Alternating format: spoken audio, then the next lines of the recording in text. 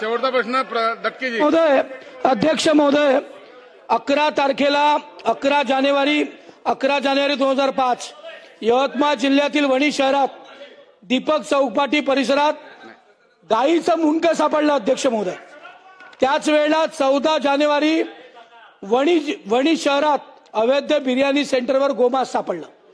पोलिसांनी, मी तारखा सांगतोय, मी नाव सांगतोय, पोलिसांनी स्वतः तिथले डीवायएसपी येऊन गेले. चौकी रस्त्यावर असणाऱ्या मंजुषा बार जवळ, वणी शहरात मंजुषा बार जवळ अध्यक्ष महोदय गोमांस टाकून लोक पळून गेले. तिथे पोलीस आले, त्यांनी व्हिडिओ शूटिंग केलं, घटनास्थळावर पंचनामा झाला.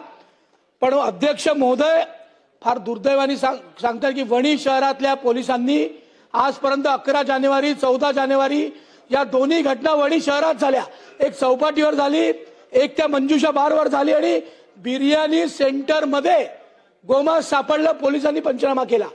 पण आजपर्यंत त्या तिन्ही ठिकाणी कुठलीही कारवाई झाली नाही. आपल्या माध्यमातून एक स्पेसिफिक प्रश्न विचारतोय की वणी शहरात घडलेली 11 जानेवारी 2025 14 जानेवारी 2025 या बिर्याणी सेंटर चौपाटी आणि या पोलीस चौकीचं जे गोमांस सापडलं, यावर आपल्या मार्फत काय चौकशी होणार आहे, किती तात्काळ चौकशी आपण करू आणि किती लवकर आरोपींना बेड्या ठोकी, अशी माझी आहे. मंत्री महोदय. अध्यक्ष महोदय, सन्माननीय सदस्य प्रवीण दत्त यांनी इथे प्रश्न उपस्थित केला आहे. सर्व सविस्तर उत्तर बघा, मंत्री महोदयांनी सविस्तर उत्तर दिलेलं आहे. त्यांनी कायद्यामध्ये बदल करण्याचं सुद्धा सांगितलेलं आहे. त्यामुळे कारवाई केली जाईल आणि मी सन्माननीय सदस्यांना आश्वासित करतो, यामध्ये कारवाई करत असताना कुठलीही दिरंगाई होणार नाही.